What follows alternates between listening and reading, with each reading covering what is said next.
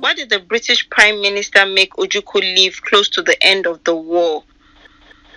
Yes, my analysis is this: that you see, that war was a proxy war. You know, if you look at events on the ground only, if you look at it divorced from the international context, you would think that it's the conventional narrative that the Igbos killed Sardauna and northern leaders and wanted to grab power, and there was a retaliation in the July counter coup where the North seized power, and then because there was a power struggle or seniority, a struggle for seniority between Ojukwu and Gowon, that ego trip effectively then led to Ojukwu declaring Biafra and pulling Biafra out, and then there was a war, and the federation, the federal side, won the war, and Ojukwu, having led his people into war, then escaped and ran away on the eve of defeat, betraying his people. That is your conventional, simplistic narrative. When you get to understand what was really going on,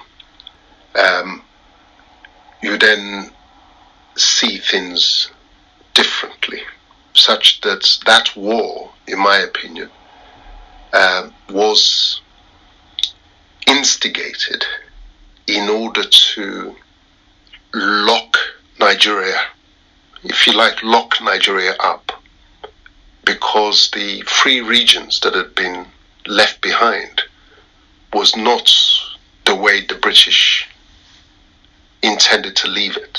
It was a step back and a concession to the north, particularly to Sardauna, when he had been threatening to pull the north out of the federation.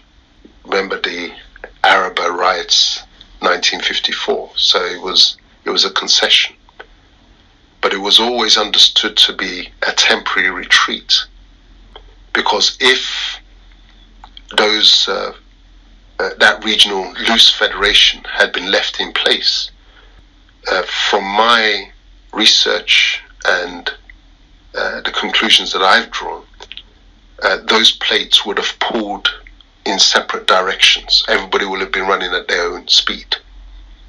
And what the British always wanted was one Nigeria. They were in fact the only ones who wanted one Nigeria. Whilst Sardauna was still alive, Sardauna was not interested in one Nigeria. He wasn't interested in southern Nigeria at all. And he hated the Igbos. So he had no interest in one Nigeria. That loose federation was put there to appease him. Then the war happens. And it was when I was reading the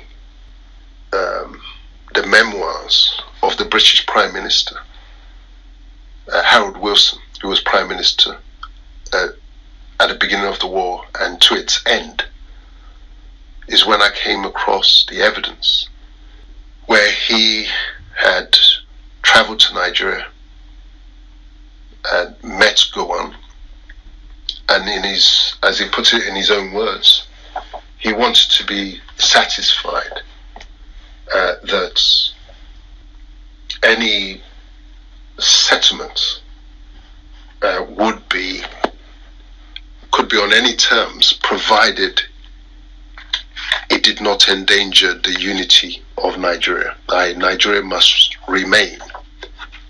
To quote him, and you'll find it at page 282, he said, "I wanted to be satisfied about the willingness of the federal government to negotiate on anything not involving dismemberment of Nigeria."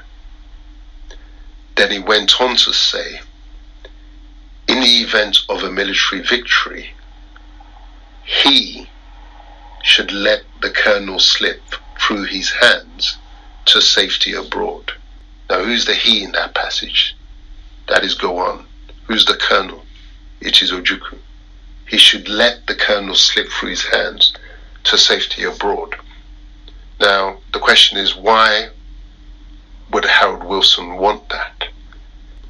The last thing they wanted was they wanted to portray Ojukwu as a coward who abandoned his people.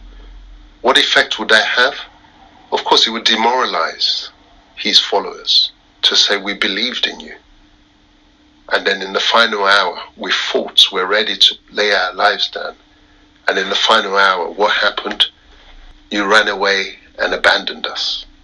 And they spiced up the story saying that, oh, he flew out with his Mercedes-Benz. That's part of the propaganda that was pushed out.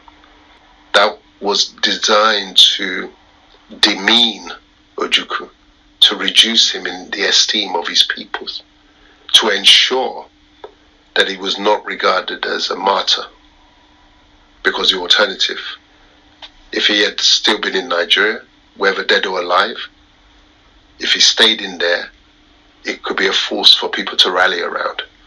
Bear in mind, the actors in our Nigeria game, the international actors, give them credit, they are students of history, very experienced in strategy.